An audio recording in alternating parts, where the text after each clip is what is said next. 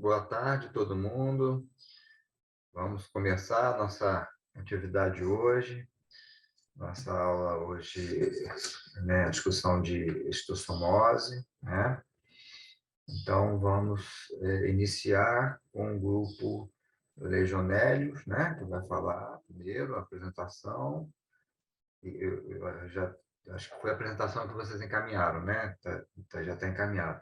E depois, né, o grupo Nemateuminto, né, grupo B, o outro grupo Nemateuminto, que ainda não encaminhou também a apresentação. Depois apresenta, manda para mim, por favor. Então, sejam à vontade, pode começar.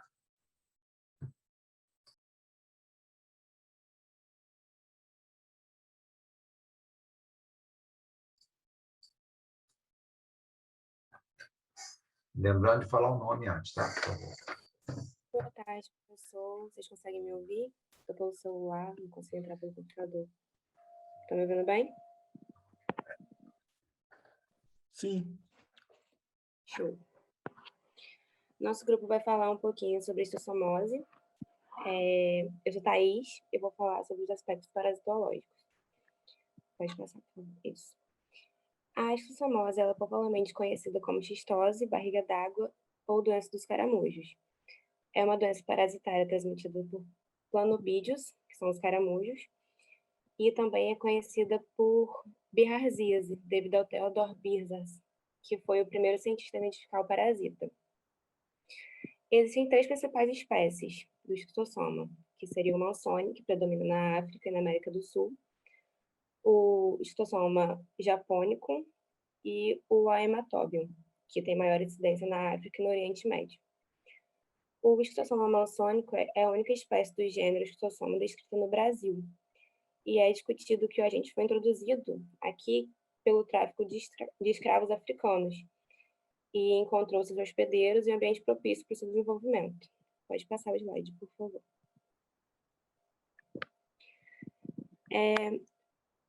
O agente etiológico da esquistossomose é um euminto pertencente à classe dos Trematoda, da família Schistossomatidae e do gênero Esquistossoma. São vermes genéticos delgados, de coloração branca e sexos separados, que é característico dessa família, onde a fêmea adulta ela é mais alongada e encontra-se alojada a uma fenda no corpo do macho, denominada canal ginecóforo. No ciclo da doença estão envolvidos 2 hospedeiros, um definitivo e um intermediário. Pode passar, por favor. Ah, não, é isso mesmo. Pode voltar. Isso. Está nesse slide ainda. O homem é o principal hospedeiro definitivo, e nele o parasita apresenta a forma adulta, que se reproduz sexuadamente, e por meio da eliminação dos ovos do Esquistossoma mansoni no ambiente pelas fezes. Ele vai ocasionar a contaminação das coleções hídricas. O hospedeiro intermediário são os caramujos, gastrópodes aquáticos, como eu citei anteriormente, e são os organismos que possibilitam a reprodução assexuada do euminto. Os planobídeos são caramujos pulmonados e hermafroditas. Eles habitam as coleções de água doce e com pouca correnteza ou parada, com água corrente ou parada. Aí pode passar, por favor, o Gabriel, acho que vai dar continuidade. Boa tarde, eu sou o Gabriel, vou falar um pouco sobre epidemiologia. Então, a esquistossomose mansoni é uma doença principalmente de ocorrência tropical, na África e na América. E aqui na América do Sul, ocorre no Caribe, na Venezuela e no Brasil. Então, no Brasil, né, que é o nosso foco, ela atinge principalmente as regiões Nordeste, Sudeste e Centro-Oeste. E os estados mais afetados são Alagoas, Bahia, Pernambuco, Rio Grande do Norte, Paraíba, Sergipe e da parte Sudeste, o Espírito Santo e Minas Gerais. O mapinha aqui demonstra bem essa parte do litoral é bem afetada, principalmente onde tem a presença de moluscos transmissores. Pode passar, por favor.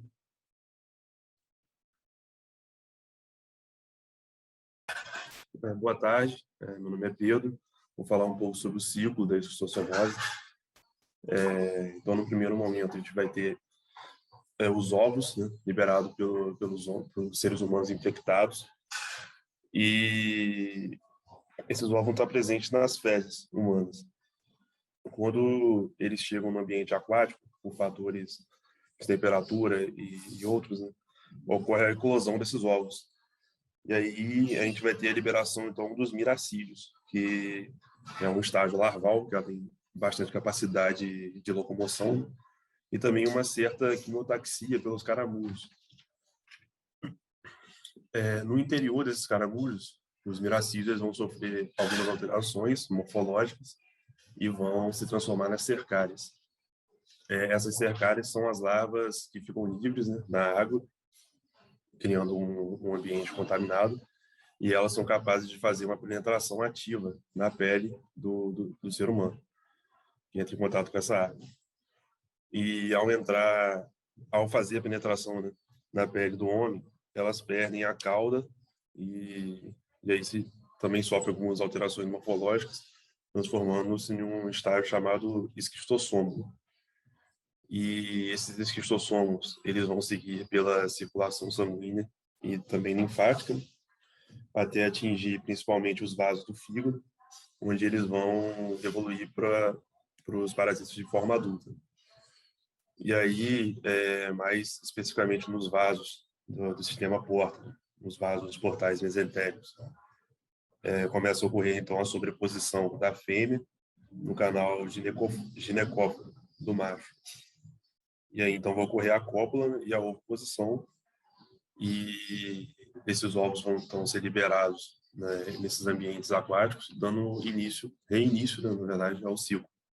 E aí, atividades como pesca, lazer, mergulho, banho nessas águas contaminadas vão ser predisponentes para a infecção do Esquistossoma mansoni, que entre outras espécies, né, que a Thaís falou no início do trabalho, o Esquistossoma mansoni seria o único gênero que está descrito aqui no Brasil. Pode passar. Boa tarde, meu nome é Gisele e eu vou falar agora um pouco da etiopatogenia da esquistossomose. Começando, temos a fase pré-postural, que ocorre entre 10 a 35 dias após a infecção. Os sintomas nessa fase elas são bem oriundos da hipersensibilidade do hospedeiro e depende muito da resposta imune do hospedeiro, né, no caso. Ela pode ser assintomática para alguns, enquanto para outros podem se queixar de mal-estar, tosse, dores musculares e pode haver até quadros de hepatite aguda. No local da pele onde a cercária penetra, tem infiltrado de neutrófilos e eosinófilos, podendo haver edema, pápulas e eritema. Já no pulmão, pode produzir arterite, arteriolite e necrose, enquanto no fígado pode causar hepatite aguda com necrose de hepatócitos.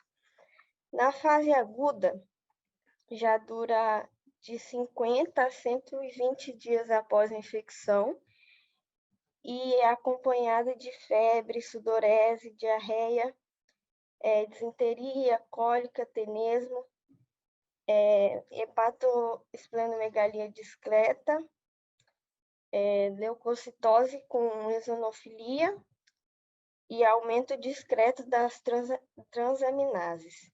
Ela é causada principalmente pela disseminação dos ovos, principalmente na parede do intestino.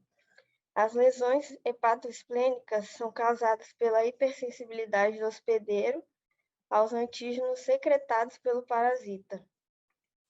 No baço e no fígado, a gente tem a hepatoesplenomegalia, né, que é o aumento de tamanho, e no fígado, granulomas, focos de necrose. No sigmoide e no reto temos edema, eritema, hemorragias. E no pulmão, ela pode causar arterite necrosante, como falei lá em cima. Agora o João vai continuar a falar um pouco da crônica. Não volta. Pode voltar. Boa tarde, meu nome é João Pedro e para fechar a etiopatogenia eu vou falar da parte crônica. Aí a gente vê que a parte crônica vai trazer para a gente inflamação com posterior fibrose. O que acontece? Na esquistossomose, como a gente viu aí, você tem a ovoposição e os ovos é que são um grande problema, porque o nosso corpo reage aos ovos formando um granuloma. O granuloma é um tipo de processo inflamatório e ele termina com a proliferação de tecido fibroso. Então, onde quer que esses ovos se depositem, eles estão sujeitos a formar um granuloma, formar um tecido fibroso na região e trazer um problema ali por uma fibrose, né? A gente tem que lembrar que quanto mais ovos, maior é a reação pode ser a reação desencadeada, e com a fibrose que isso causa, a gente vai ter, por exemplo, no trato gastrointestinal, a inflamação com fibrose, que pode levar a uma constipação, por exemplo. Um sintoma muito comum, que é a ascite. O que acontece? Você tem a deposição dos ovos ali na submucosa das veias porta intrahepáticas, e ali se forma um granuloma, tem depois a fibrose e isso diminui o tamanho dos vasos. Isso causa ali uma hipertensão. E essa hipertensão portal é que gera, por exemplo, a ascite, né? E pode também, por uma obstrução de fluxo, contribuir para a esplenomegalia. A gente vai ver outras coisas como varizes, que é a circulação colateral, né, um sinal da ascite.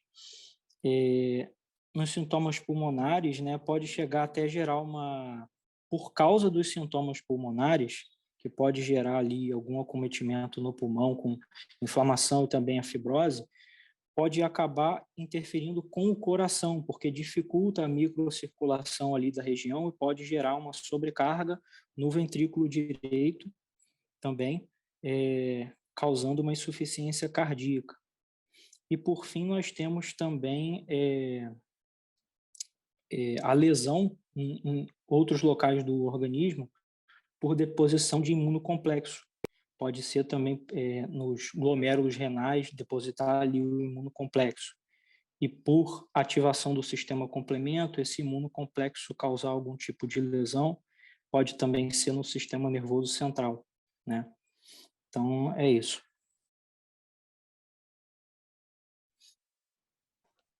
Boa tarde, professor. Quem está falando é Renata. E agora, complementando a fala de Gisele e João, né, que eles falaram um pouco sobre a origem dos sintomas, a gente separou direitinho aqui sobre cada fase, e lembrando que a maioria dos casos são assintomáticos, mas na fase aguda a gente tem febre, dor de cabeça, calafrios, suores, fraqueza, falta de apetite, dor muscular, tosse, diarreia, e como a Gisele falou, esses sintomas podem evoluir para hepatosplenomegalia. Boa tarde, meu nome é Natália, e os sintomas da fase crônica tem a diarreia, que ela se torna mais constante e fica alternando com a prisão de ventre, pode também aparecer sangue nas fezes, e o paciente ele pode apresentar outros sinais, como tontura, sensação de plenitude gástrica, prurido anal, palpitações, impotência, emagrecimento, endurecimento e também aumento do fígado.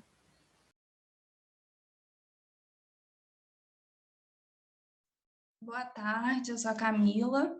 Quando a gente fala aí do diagnóstico, a história do doente junto ao fato de ser originário ou haver, né, ter vivido em uma região que seja reconhecida como endêmica, vão orientar bastante esse diagnóstico.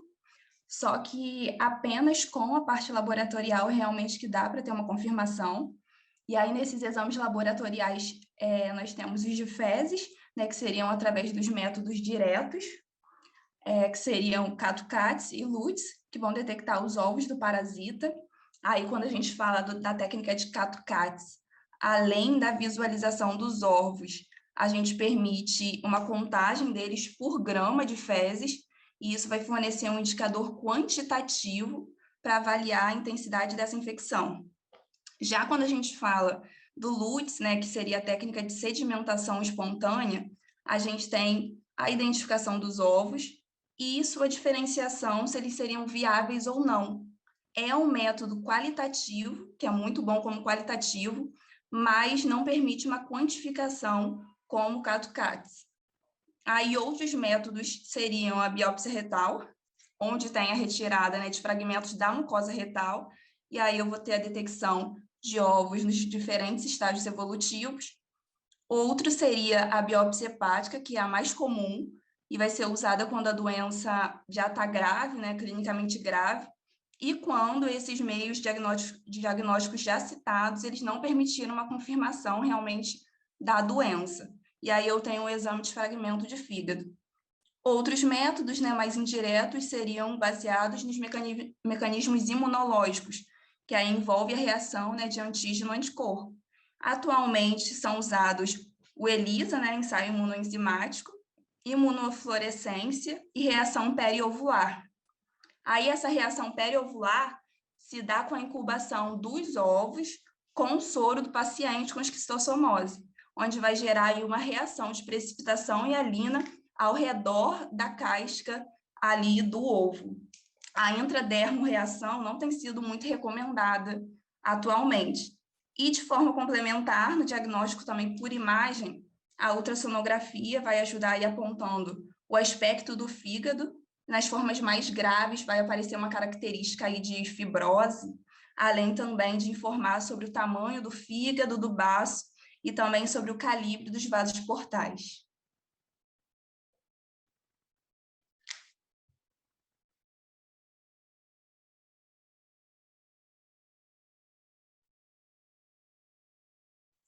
Então, eu sou Luiz Gustavo, eu vou falar um pouco agora do tratamento. Existem alguns grupos-alvos, né, para que o tratamento seja feito, normalmente em comunidades, para crianças, e pessoas que a profissão tem algum contato com a água que está contaminada. O tratamento também é feito para pessoas que estão exercendo alguma tarefa doméstica que envolva um contato com a água contaminada, seja a fins de limpeza ou alimentação também. Eita. Aí o caso simples a gente vai tratar com praziquantel, que é em dose única. Aí tem uma dosagem para adulto de 50 miligramas por quilo e para crianças acima de 4 anos, 60 miligramas por quilo.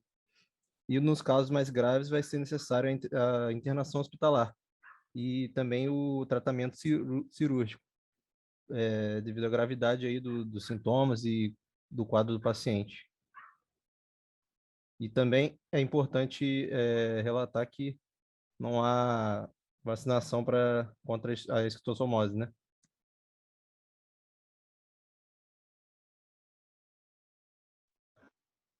Boa tarde, eu sou o Flávio, vou falar da profilaxia. Como a gente viu apresentado pelo grupo, a contaminação da esquistossomose e a sua reprodução também acontece por meio hídrico. Então, sua principal medida de prevenção é evitar o contato com águas que estejam potencialmente contaminadas. Os principais eventos que a gente deve evitar como forma de prevenção para a contaminação dessa doença seriam tomar banho de rio, principalmente recomendado para populações ribeirinhas que têm esse costume, um bom desenvolvimento do saneamento básico, evitar o contato com água de chuva, normalmente quando em regiões que dá enchente, e consumir somente água potável, uma população que às vezes não tem acesso diretamente a uma água potável. Caso não seja possível, é recomendado que essa pessoa ferva essa água para tentar esterilizar ao máximo e matar de alguma forma esse esquistossoma. É basicamente isso. No próximo slide estão os componentes do grupo e no próximo as referências. É isso, esse foi o nosso trabalho. Tá bom, tá ótimo. Falaram tudo. Lembrando que o pessoal do grupo próximo vai mostrar aí a questão mais clínica, né? Da semiologia e tudo. Mas lembrando que essa forma aguda, as formas agudas são muito inespecíficas e formas mais persistentes de febre, né? Às vezes se enquadra dentro daquela síndrome de Katayama, a síndrome de Katayama, ou doença de Katayama, um registro importante de quadro que parece ser um quadro viral, né? Uma febre que às vezes perdura por mês, até mais de mês, uma febre persistente, febre de origem indeterminada, às vezes, aquela febre persistente que ninguém sabe o que é e procura-se uma opção de coisa. Tem a hepatosplenomegalia, né? Tem toda essa manifestação, até mesmo intestinal, que pode acontecer. Mas se a pessoa não for da área endêmica, na área endêmica as pessoas pensam nisso, fora dela não, né? É mais difícil. Essa forma mais da patogenia, da forma fibrótica, ela tem algumas características curiosas, porque ela tem desde o momento da entrada da cercária pela pele, logo a cercária se transforma em esquistossoma, né, imediatamente, quer dizer, ela entrando na circulação linfática e venosa, ela, né, acaba fazendo essa entrada, e nesse momento você já começa a ter essa manifestação da doença aguda. E aí eles acabam entrando em vários tecidos, né? Quer dizer, a partir da entrada ali da pele, por meios linfáticos e por circulações variadas, ele atinge a circulação arterial como um todo, inclusive os pulmões também, né? Nessa fase inicial. Mas o mais importante que a casa dele, a residência deles, onde esse casal, né, eles vão se conhecer, se casarem, né, e viverem abraçados pro resto da vida, é no sistema porta. E aí que mora o problema. Né? O sistema porta é ali que começa a ver o acasalamento e né, a colocação de ovos. Esses ovos que são os problemas, realmente, como vocês colocaram aí, o problema mais sério é justamente a questão dos ovos. Porque os ovos podem tomar vários caminhos. Pode tomar o caminho também da rede mesentérica, do intestino, impactando ali na rede mesentérica, fazendo reações inflamatórias, às vezes pseudo-inflamatórias, que parecem tumores no intestino. E ele faz esse processo chamado pseudopólipos, como se fosse processos tumorais, e às vezes leva até obstrução, insuppção intestinal, enfim. Ou o problema talvez mais comum e mais conhecido seja essa migração do ovo para o sistema circulatório hepático. Quando ele chega lá no sistema hepático e começa a causar danos na circulação, porque começa a impactar os ovinhos, começa a impactar na região pré-sinusoidal, não é isso? Então, existe um processo inflamatório pré-sinusoidal, por isso que o fígado, isso é importante, paciente com estossomose, né, instalada na sua forma crônica, só terá insuficiência hepática numa fase muito adiantada. Concordam comigo? Porque na fase inicial, se é pré-sinusoidal, é antes mesmo dos sinusóides ali chegar na irrigação, né? Chegar realmente permeando ali todos os hepatócitos e canalículos. Então, se é pré-sinusoides, ele é antes disso. Então, o hepatócito, a princípio, ele continua funcionando normalmente. Então, a gente não tem insuficiência hepática, né, na estossomose, entendeu? Apesar de ser o quadro episplênico, com hipertensão portal, não sei o quê, o fígado, na maioria das vezes, está legal, está bem, está funcionando bem, porque é pré-sinusoidal. Só numa fase mais adiante que isso pode realmente acabar atrapalhando. Nós temos uma circulação hepática que ela, normalmente, 70% dela é de componente venoso, e 30% arterial. Isso é diferente de todos os órgãos que nós temos. Normalmente não é assim que funciona. Né? Normalmente você pode ter mais capilarização arterial, quer dizer, mais artéria chegando, depois capilar, acaba encontrando capilar, mas é mais arterial do que venoso. Já no veia porta não, o sistema porta não, quer dizer, a circulação hepática é 70% venoso e 30% arterial. Então, você imagina o transtorno que vai acontecer, né? Quer dizer, quando você tem esse componente venoso alterado, inclusive eles relatam uma arteriolização do fígado, começa a ter mais neoformação vascular, inclusive arterial, para compensar a obstrução venosa. Isso é registrado realmente. E aí você passa a ter essa questão da presença, né, do ovinho causando ali o granuloma, né, periovular, não é isso? Fazendo fibroses periportais e tal, mexendo com a arquitetura, chamada aquela fibrose Simmers, né, fibrose Simmers, fazendo a deposição, quer dizer, inflamou o colágeno. Existe colágenos separados, sabe? Existe colágeno tipo 3 e tipo 1. O colágeno tipo 3 faz uma fibrose, é mais de uma fibrose recente, e o colágeno tipo 1 é uma fibrose que fica durante muito tempo, de muitos anos. Voltando um pouquinho da entrada cercária, quando vira estossômbolo, quando ele passa pelo pulmão, no meio de passar em vários tecidos, ele pode causar uma pneumonite. Uma pneumonite eosinofílica, parecido com o Leffler. Nós falamos isso lá na aula de infecção respiratória. Então, o xistossoma é uma das causas de pneumonite parasitária. Costuma ser de bom prognóstico, né? Quase discreto, nem nada demais, não. Mas, dentro da resposta inflamatória propriamente dita, o TH1 é a primeira resposta, né? Como é na maioria das doenças, certo? Então, começa a liberar ali substâncias como fator de necrose tumoral, interleucina 1 e 6, para ação pró-inflamatória. Isso é a primeira ação, né, que existe contra principalmente o xistossômolo. Quando ele forma verme adulto, quando ele começa a soltar ovo, aí começa o antígeno do ovo a ser o imunoestimulante. E esse antígeno do ovo, ele faz um tipo de estímulo, de imunoestímulo, não para TH1, mas mais para TH2. Umas interleucinas que mais fazem essa diferença, interleucina 10. A presença de interleucina 10 já tem importância fundamental, substituindo o TH1, né, para o TH2. E aí começa o processo, porque o TH2, a resposta TH2, a partir de L10, começa a envolver outros ILs, outras interleucinas, como a 4, a 5, né? A ativação, ativada principalmente por células, né, de uma forma geral, do sistema imunológico, mas eosinófilos. Sim, células tipo eosinófilo liberam interleucinas tipo 13 também. Você sabe o que a interleucina 13, além da 4 e 5, fazem? A 13 é fibrogênica. Olha só.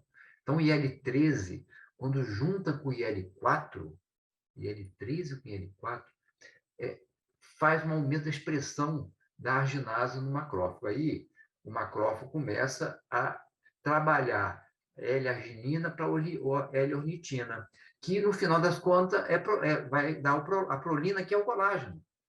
Então, esse processo de evolução até o colágeno, isso é mediado, estimulado pelo TH2. Tá? Então, o TH2 ele tem uma importância. E vocês sabem que tem paciente que tem estossomose que evolui gravemente para fibrose. Fibrose grave, fazendo uma hipertensão portal daquelas terríveis. E tem outros pacientes que não desenvolvem tanta fibrose assim. Isso descobriram um gene chamado SM2, de xistossoma sônio, né? Vem a palavra mas é SM2, que é um tipo de códon, né? Presente lá na região do indivíduo, né? Que faz com que ele tenha mais uma reação fibrótica do que outras pessoas.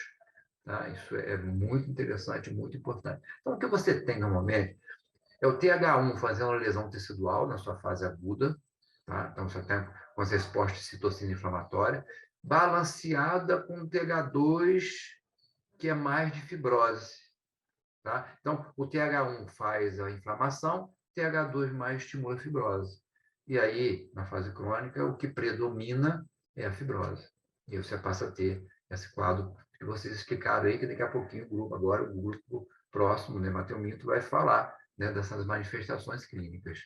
Ok? Então, se alguém quiser perguntar alguma coisa, mas podemos, se não tiver, a gente pode entrar direto na apresentação do grupo de Matheus Minto. Professor, boa tarde. Eu vou começar a compartilhar aqui o slide.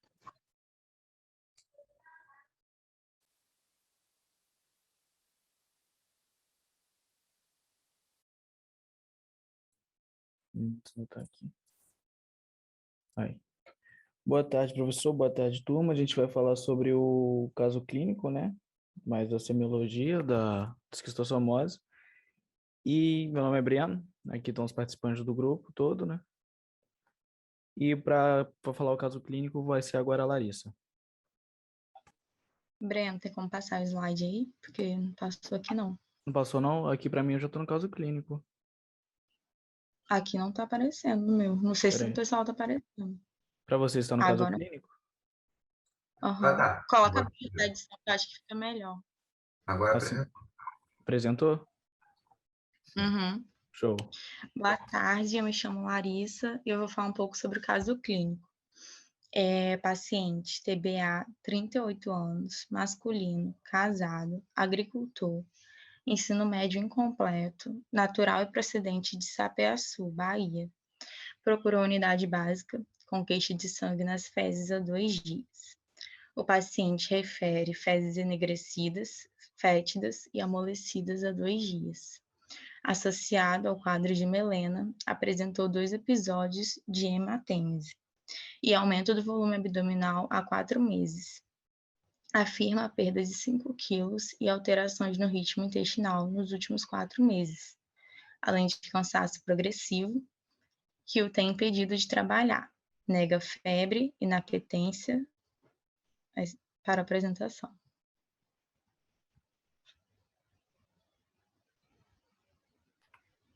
Aí, agora acho que vai certinho, porque eu tava com Tá. problema de edição. Nega febre, inapetência, empachamento pós-prandial, náuseas e vômitos. Nega outras comorbidades prévias, alergias e transfusões. Relata que a mãe apresenta diabetes mellitus e que o pai morreu de AVC aos 70 anos. Nega tabagismo, afirmando ativismo social e que não pratica nenhuma atividade física além do esforço no trabalho. Mora em zona rural, com a mulher e 2 filhos, em casa rebocada, sem saneamento básico, e utiliza água fervida. Afirma banhos de rio desde a infância, afirmando que já ouviu falar da doença do caramujo em sua região. Ao exame físico, o paciente encontrava-se em precário estado geral, orientado e lúcido, emagrecido, afebril, 36,5 graus, acianótico, anictérico, mucosas hipocrômicas, uma cruz em 4 e desidratadas, eupneico com frequência respiratória de 18 incursões respiratórias por minuto, normocárdico, com frequência cardíaca de 80 batimentos, e com a pressão arterial de 110 por 80. O peso era 51 quilos, o IMC de 17,6. No exame cardiovascular, o ritmo cardiovascular era regular em 2 tempos, com bolhas rítmicas e normofonéticas, sem presença de sopros ou desdobramentos. O aparelho respiratório não tinha alterações. No exame do abdômen, o paciente apresentava abdômen globoso, às custas de ascite moderada, com presença de circulação colateral, ruídos hidroaéreos presentes, timpânico à percussão, exceto no abdômen inferior submaciço. Na hepatimetria, 12 centímetros na linha M clavicular direita e 9 centímetros na linha média esquerda. O abdômen doloroso à palpação profunda. O traube ocupado com espaço com baço palpável e sem alterações no aparelho neurológico. O paciente foi encaminhado para a realização de exames para confirmação de suspeita de esquistossomose. Foi solicitada a avaliação laboratorial, incluindo hemograma, aminotransferase de aspartase, aminotransferase de alanina, fosfatase alcalina, gama-glutamiltransferase, nível sérico de albumina e parasitológico das fezes, além da ultrassonografia do abdômen total e endoscopia digestiva alta. Após realização dos exames, notou-se moderada anemia, leve aumento das aminotransferases, diminuição da albumina sérica e foram achados ovos do xistossoma nas fezes. A ultrassonografia evidenciou fibrose em parênquima hepático e a endoscopia digestiva alta mostrou rompimento das varizes do esôfago, assim confirmando que o paciente apresenta esquistossomose. Como conduta, foi prescrito reposição volêmica, o uso de praziquantel e tratamento endoscópico das varizes esofágicas, encaminhado para cirurgião para avaliar esplenectomia. Então, a partir desse caso clínico, a gente pode pensar, assim, qual é o lugar que a pessoa mora, né? Que é Sapé-Açu, na Bahia. A Bahia é uma região endêmica da esquistossomose, então, a partir daí, a gente já pode pensar, né, nisso, e também pelo quadro do paciente, por ter ascite, a circulação colateral, por no exame aparecer fibrose no parênquima hepático e o rompimento das varizes do esôfago. Agora o Breno vai dar continuidade. Então, eu vou falar da forma aguda, né, dos sinais e sintomas que o paciente pode apresentar, que não é o caso desse caso clínico que a gente mostrou, né? A forma aguda é mais presente em jovens e adultos, né, que são imunocompetentes, que visitam as regiões endêmicas e se expõem à infecção. E essa parte aí da fase aguda, como o professor falou, ela é muito responsável por TH1, então é resposta inflamatória. Então, a gente pode ter prurido e pápulas eritematosas, né, por onde tem a penetração dos cercários. Aí o paciente pode apresentar sintomas depois de 2 a 6 semanas após a infecção, de forma súbita, com febre, mal-estar, dores abdominais e diarreia. A febre, ela pode ser o único sintoma inicial. A única coisa que é aparecer assim de começo, que ela é irregular, remitente, podendo chegar a 40 graus, com calafrios e suores. É acompanhado geralmente de cefaleia, prostração, dores pelo corpo, anorexia, náuseas e algumas vezes tosse, que o professor falou também antes de começar a nossa apresentação da pneumonite que a esquistossomose causa. As fezes, algumas vezes precisam de cólica, são líquidas ou pastosas e podem conter muco e manchas de sangue, que no caso do nosso paciente, do caso clínico, apresentava, né, uma coloração mais enegrecida, que era a presença de sangue oculto nas fezes. Alguns pacientes relatam sinais de hipersensibilidade, como urticária e edemas transitórios, além de quando se a penetração dos cercários, eles podem ter essa reação de hipersensibilidade pelo próprio antígeno no corpo. Porém, esse quadro se apresenta diversas outras doenças infecciosas parasitárias, podendo não sugerir diagnóstico. Ou seja, o diagnóstico diferencial entre as outras doenças fica num leque enorme, então não tem como só por essa aí. Só pela essa forma aguda da esquistossomose, ela é muito difícil de diagnosticar assim de cara, sem nenhum exame, porque ela bate com várias doenças infecciosas, os sinais e sintomas da forma aguda dela. Então, agora, meus amigos vão continuar falando da forma crônica da doença.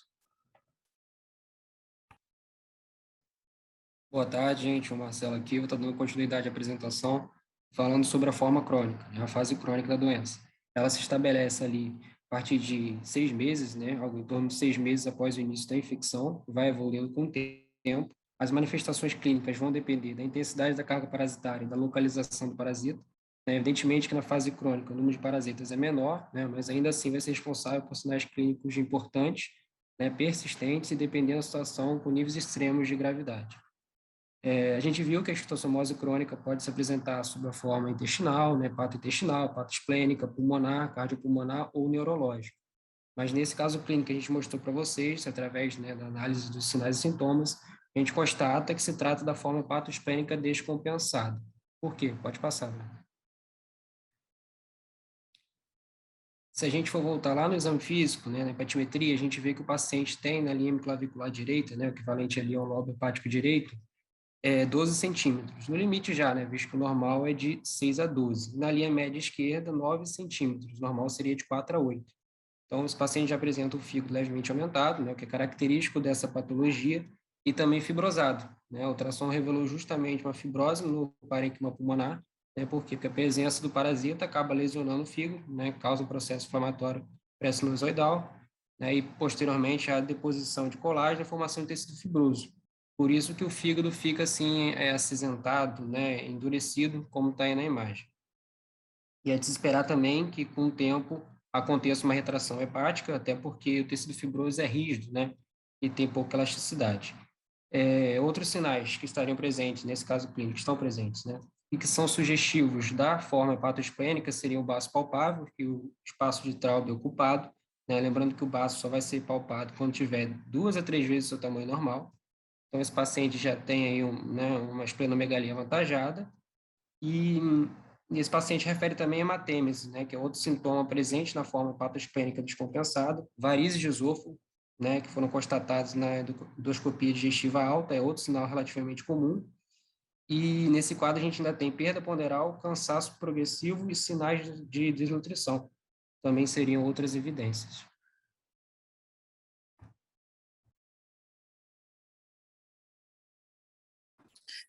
Boa tarde, eu me chamo Vitória e eu vou falar um pouco sobre as complicações.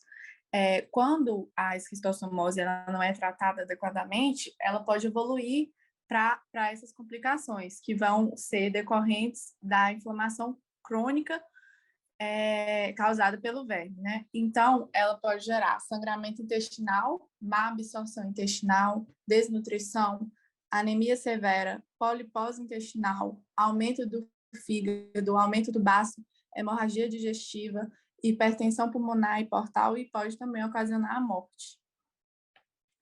Aí agora vou passar a palavra para minha colega.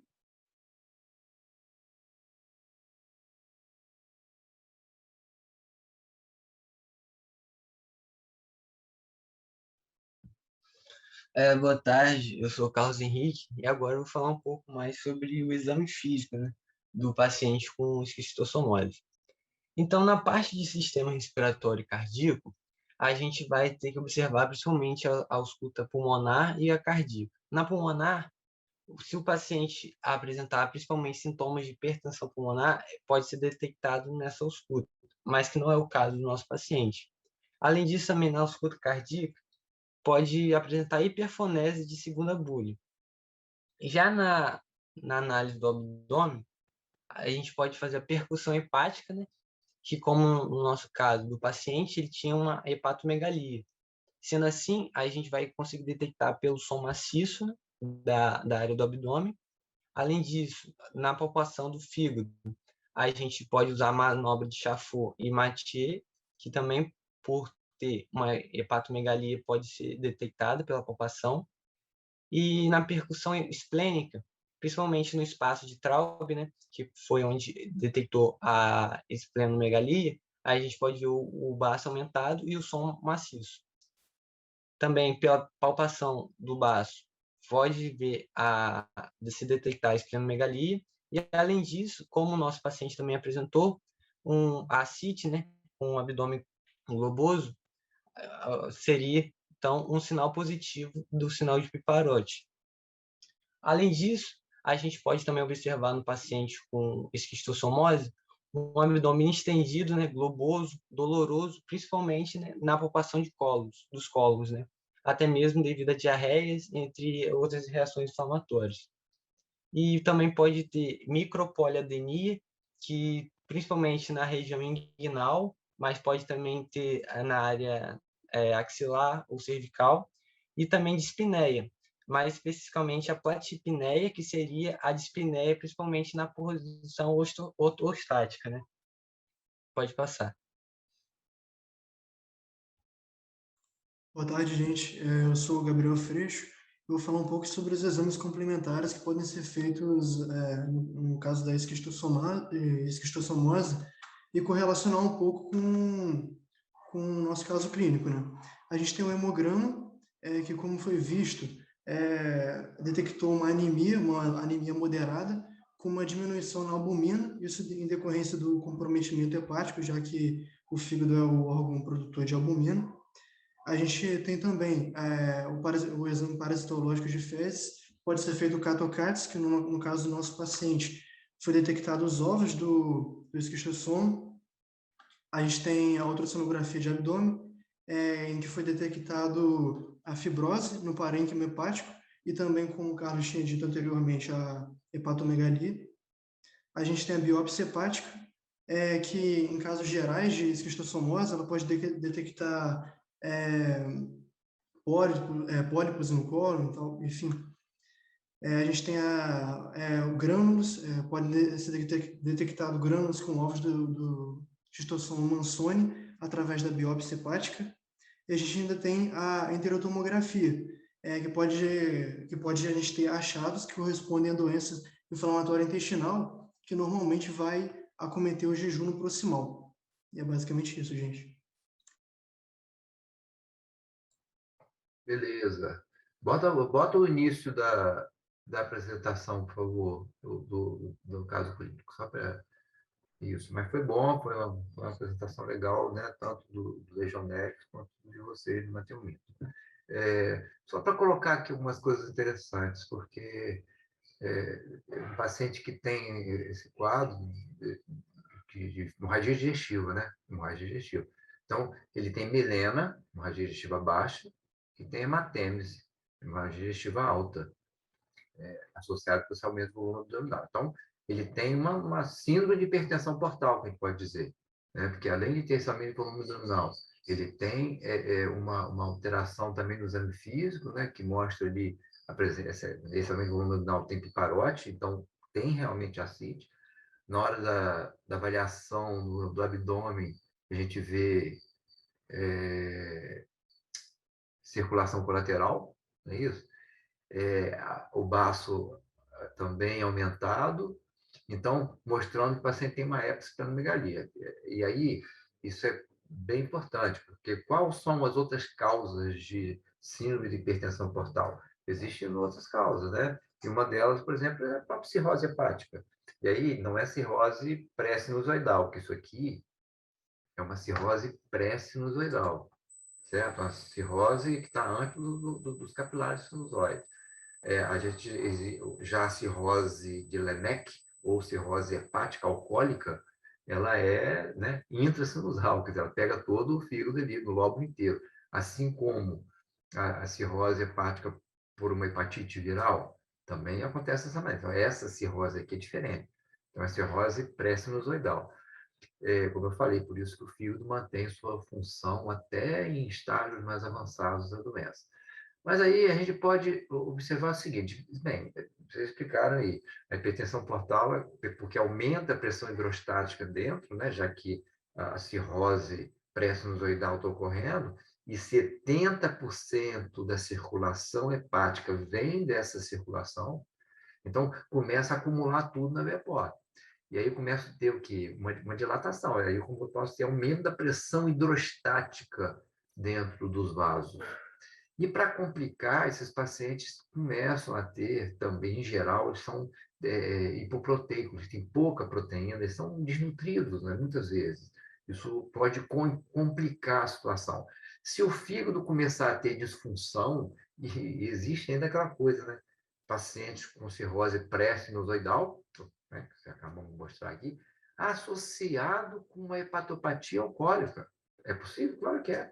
Pessoas que fazem uso de álcool, alcoolistas, e ainda por cima pegam histossomose. Aí, o que acontece? Uma das primeiras coisas que ocorre quando a pessoa tem insuficiência hepática, aí não seria só da histossomose, seria outro cofactor.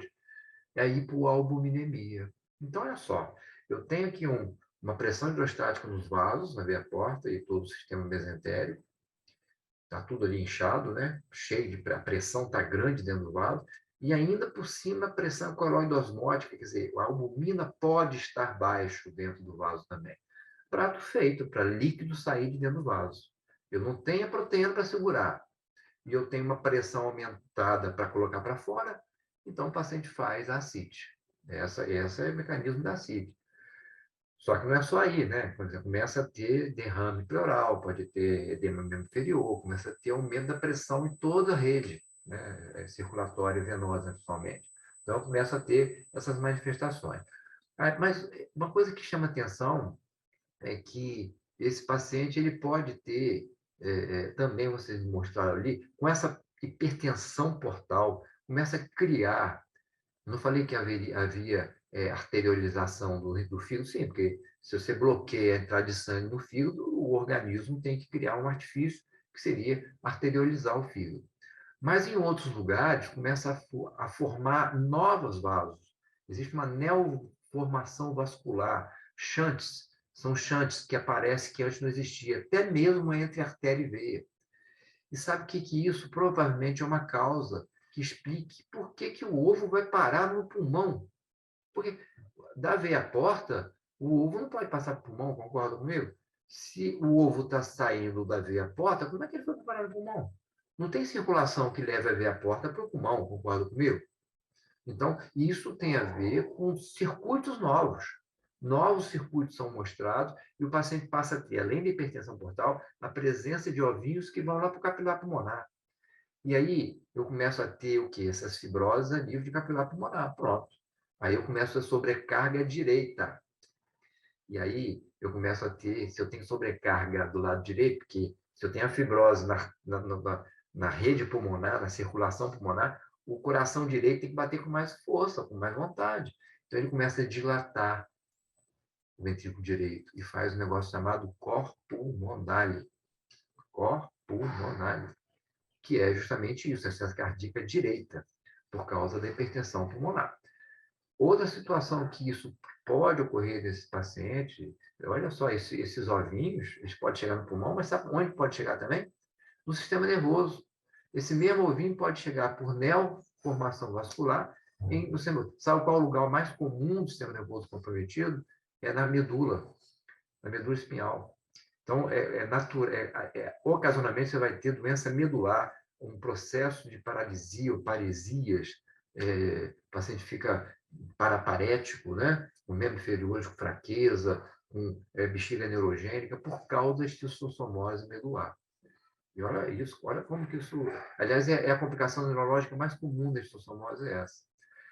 E vocês viram que o paciente, no final ali, disse que ele foi encaminhado para fazer esplenectomia? Por que será? Será que a esplenectomia vai melhorar o que esse paciente, né? Quer dizer, uma hipertensão portal, tirando o baço, ele vai continuar com a hipertensão portal? Não vai mudar muita coisa, não. Talvez diminua um pouco, mas ele vai continuar com a hipertensão portal. Mas, toda vez que eu tenho uma esplenomegalia, principalmente congestiva, mas qualquer que seja ela, que seja definitiva, eu começo a ter uma hiperfunção esplênica. E qual a principal função esplênica, mecânica? Não é nem do sistema imune que eu estou falando. Estou falando da questão mecânica. Vocês lembram? Ele é capaz de limpar o sangue, né? Por exemplo, de hemácias velhas. Hemácias que têm mais de 120 dias de vida, né, vão sofrer hemólise dentro do baço. Né? Então, eu começo a ter uma ação normal. Isso é normal do baço. Plaquetas velhas também, não é? Plaquetas velhas mesmo sendo eliminadas.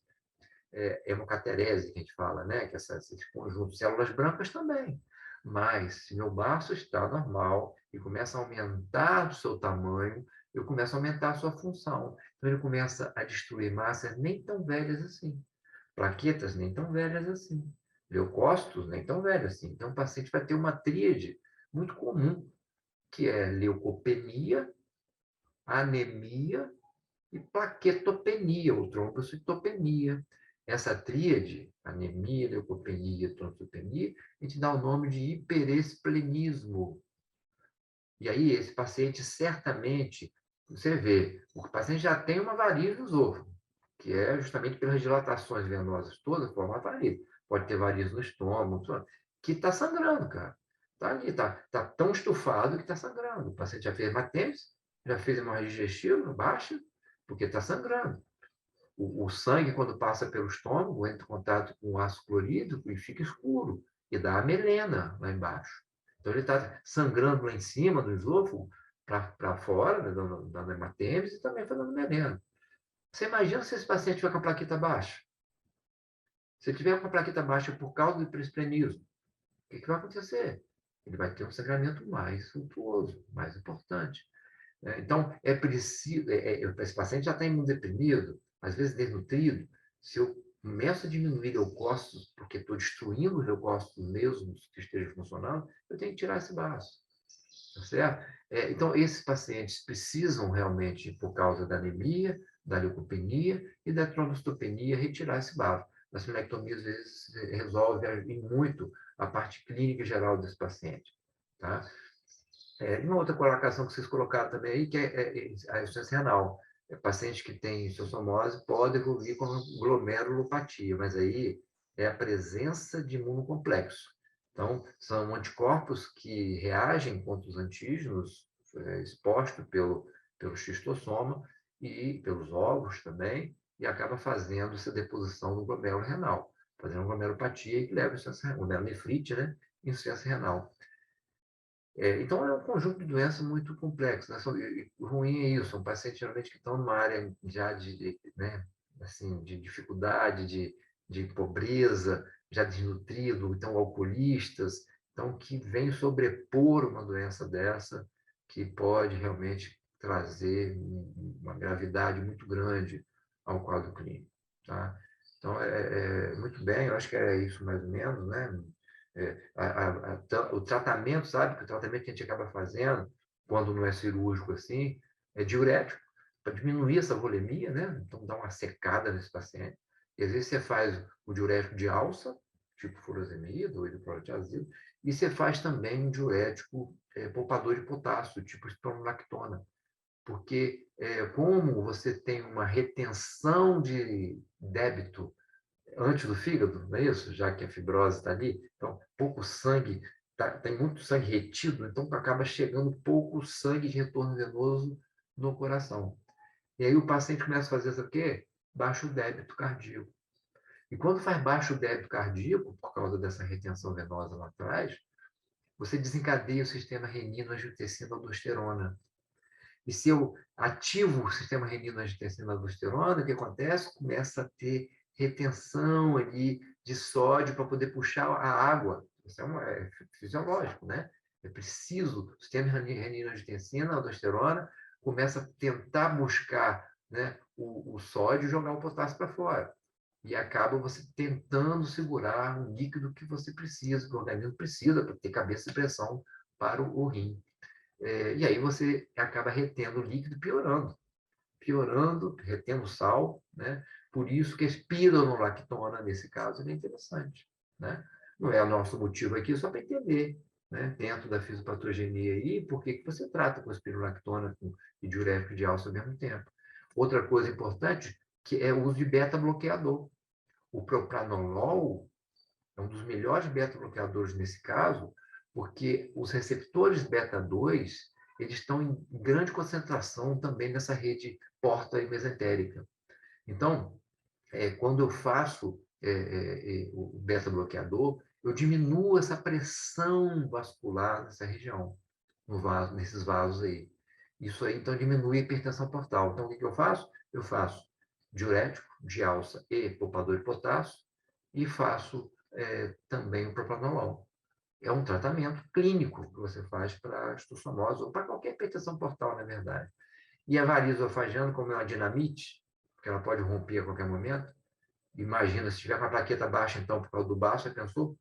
O que tem que fazer? Eu tenho que imediatamente ou operar aqui para fazer uma ligadura desses vasos, ou injetar uma substânciazinha dentro dela para esclerosar e ela ficar sequinha, para poder não sangrar mais. Essa que é a forma de tratar.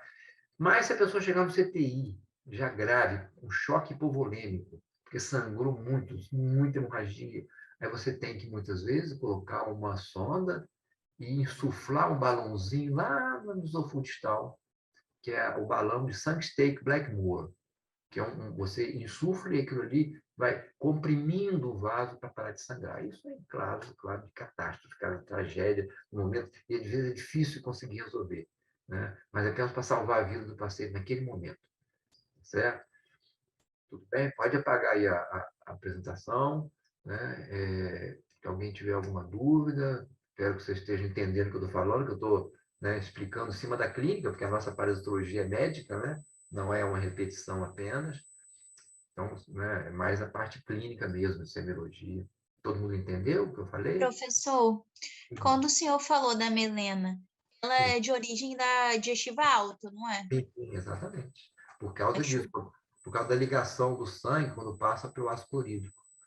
Aí fica escuro assim, fica preta, né? Parece um negócio de café, a borra de café. A melena é assim, é bem preta mesmo. Entendeu? Entendi, sim.